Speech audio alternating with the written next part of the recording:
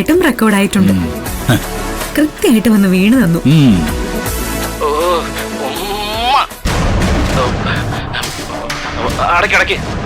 ഇനി ഗൗതം ഹാപ്പി ആയിട്ടിരിക്കും.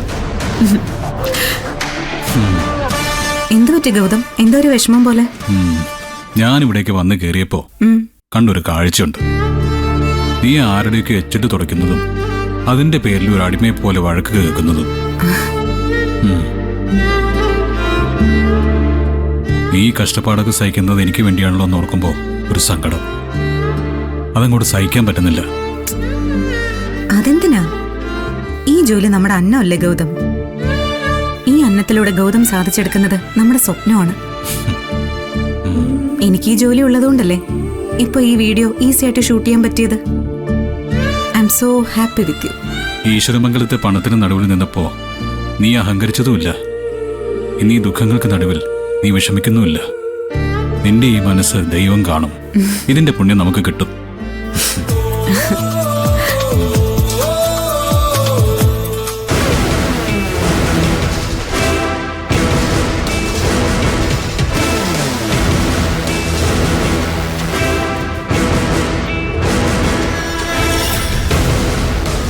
സംഗതി ഞാൻ കണ്ടു.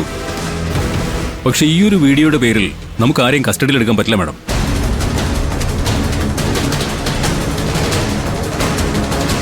അവർ തമ്മിൽ എന്താണ് സംസാരിക്കുന്നതെന്ന് പോലും വീഡിയോയിലില്ല. പിന്നെ ഇത് വെച്ച് എന്ത് ചെയ്യാനാ? ഞങ്ങൾ തന്നിരിക്കുന്ന പരാതിക്ക് ഒരു സ്ട്രോങ് ഗ്രൗണ്ട് ഉണ്ട്. താങ്കൾ ഇതിനെക്കുറിച്ച് ശരിക്കും അന്വേഷിക്കണം. പരാതി ഞാൻ വായിച്ചു. പക്ഷേ അതിലൊരു ലൂപ്പ് ഹോൾ ഉണ്ട്. ഒരു പെൺകുട്ടിയുടെ വയറ്റിലെ കുഞ്ഞിനെ കൊന്നുകളയാനും വേണ്ടി ഒരു മോട്ടീവ് വേണമല്ലോ. അതെന്താണ്?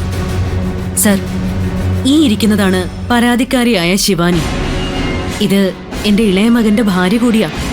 ഇവിടിപ്പോ പ്രഗ്നന്റാ. ഇരട്ടക്കുട്ടികളാണെന്ന് ഡോക്ടർ പറഞ്ഞിരിക്കുന്നത്. എന്റെ മൂത്ത മകന്റെ ഭാര്യയാണ് ആ വീഡിയോയിൽ കണ്ട നിധി. അമ്പലത്തിന് മുന്നിലെ ഒരു ഇളനീർ കടക്കാരനെ പണം കൊടുത്ത് സ്വാധീനിച്ചാണ് നിധി ഇളനീരിൽ വിഷം കലർത്തിയതും അതിവൾക്ക് കൊടുത്തതും. ആ ഇളനീര് കുറച്ച് കുടിച്ചപ്പോ തന്നെ എനിക്കെന്തോ ടേസ്റ്റ് വ്യത്യാസം തോന്നിയതുകൊണ്ട് ഞാനതങ്ങ് കളഞ്ഞു.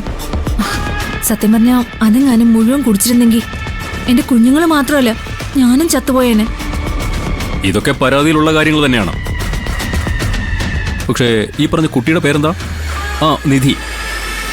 അപ്പൊ ഈ നിധിയുടെ മോട്ടീവ് എന്താ? മോട്ടീവ് അത് അസൂയാണ് സർ, അല്ലാതെന്താ? ഈ പറഞ്ഞ നിധിയാണല്ലോ മൂത്ത മരുമകൾ. അവൾക്ക് കുട്ടികൾ ഉണ്ടാവുന്നതിന് മുന്നേ ഇവള് പ്രഗ്നന്റ് ആയി. അതാണ് അവളുടെ പ്രശ്നം എന്ന് കരുതി ആരെങ്കിലും ആ കുട്ടികളെ കൊന്നുകളെ നോക്കൂ? അത് മാത്രമല്ല സർ, അവരിപ്പോ ഞങ്ങളുടെ കുടുംബമായിട്ട് പിണക്കത്തില്ല. കുറച്ചും ഓഹരിയുടെ പ്രശ്നങ്ങളും ഉണ്ട്.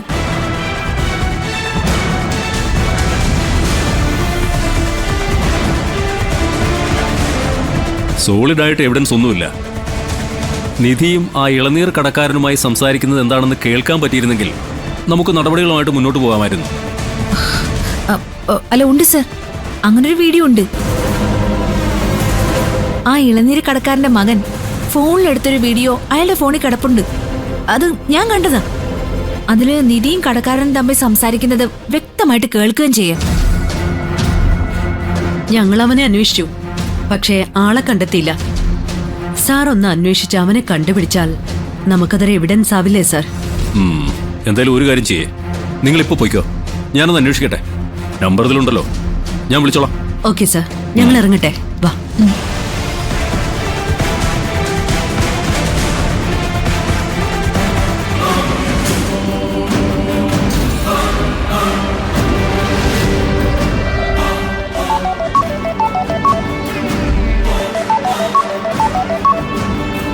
എന്താ സാറേ? സാറിന്റെ അക്കൗണ്ടിലേക്ക് ഞാനൊരു 1 ലക്ഷം രൂപ ഇട്ടിട്ടുണ്ട്. സാറൊന്ന് ചെക്ക് ചെയ്ത് നോക്കണേ. 1 ലക്ഷം രൂപയോ? എന്തിന്? സോയിൽ ടെസ്റ്റ് റിസൾട്ട് പോസിറ്റീവ് ആക്കി കൊടുക്കുന്നതിന് വേണ്ടി ഗൗതമിനോട് 2 കോടി രൂപ ആവശ്യപ്പെടാനല്ലേ സാർ എന്നോട് പറഞ്ഞത്? അതിനുവേണ്ടി സാറ് തന്ന കൈക്കൂലിയാണ് ഈ 1 ലക്ഷം രൂപ. ആ രൂപ എന്തിനാ എനിക്ക് തിരിച്ചയച്ചത്? അതായത് ഗൗതമിന് റിപ്പോർട്ട് കൊടുക്കാതിരിക്കാനാണല്ലോ സാർ എനിക്ക് 1 ലക്ഷം രൂപ കൈക്കൂലി തന്നത്. ആ റിപ്പോർട്ട് ഞാൻ ഗൗതമിന് കൊടുത്തിട്ടും ഈ 1 ലക്ഷം രൂപ കയ്യിൽ വെച്ചുകൊണ്ടിരിക്കുന്നത് നീതിക്ക് നിരക്കാത്ത കാര്യമല്ലേ സാറേ? ആ റിപ്പോർട്ട് ഞാൻ ഗൗതമിന് കൊടുക്കാൻ തീരുമാനിച്ചു കഴിഞ്ഞാൽ സാറിന്റെ കയ്യിൽ നിന്ന് വാങ്ങിയ പണം ഞാൻ തിരികെ തരുന്നതാണ് അതിൻ്റെ ഒരു മര്യാദ. കള്ളത്തിനിടയിൽ കൂടി ഞാൻ പിത്തലാട്ടം കാണിക്കില്ല സാർ. താനപ്പോ ആ റിപ്പോർട്ട് ഗൗതമിന് കൊടുക്കാൻ തീരുമാനിച്ചോ? പിന്നല്ലാതെ 2 കോടി രൂപ ക്യാഷ് ആയിട്ട് കൈ കൊണ്ട് തന്നാൽ ഞാനെന്നല്ല ഏത് ഓഫീസറും ആ റിപ്പോർട്ട് ഒപ്പിട്ട് ഗൗതമിന്റെ കയ്യിൽ കൊടുത്തിരിക്കും. 2 കോടി രൂപ ഗൗതം തന്നോ? തന്നേ. സാറ് പറഞ്ഞതുപോലെയൊന്നും അല്ല ഗൗതം. ആള് മര്യാദക്കാരനാ. ഫുൾ എമൗണ്ട് പെട്ടിയിലാക്കി കൊണ്ടുവന്നിരിക്കുന്നു. റിപ്പോർട്ട് വാങ്ങാനായി ഗൗതം ഇപ്പൊ ഓഫീസിലെത്തും. കുറച്ച് പേപ്പേഴ്സ് കൂടെ ശരിയാക്കാനുണ്ട്. അല്പം തിരക്കില്ല സാറേ. സാർ അക്കൗണ്ട് ചെക്ക് ചെയ്യാൻ മറക്കല്ലേ. വെക്കട്ടെ സാറേ. അപ്പൊ ഇൻകം ടാക്സ് റെയ്ഡ് എന്ന് കളവ് പറഞ്ഞ് എന്റെ കയ്യിൽ നിന്നും പണം അവഹരിച്ചത് ആ ഗൗതമാണ്. എന്റെ പണം കൊണ്ട് തന്നെ നീ ബിസിനസ് നടത്താൻ പോകുന്നോ? സമ്മതിക്കില്ല ഞാൻ.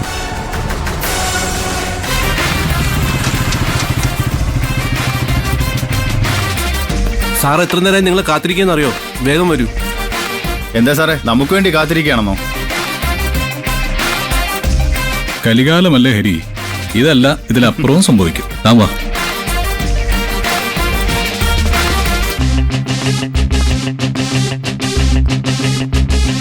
സാർ അവർ വന്നിട്ടുണ്ട്.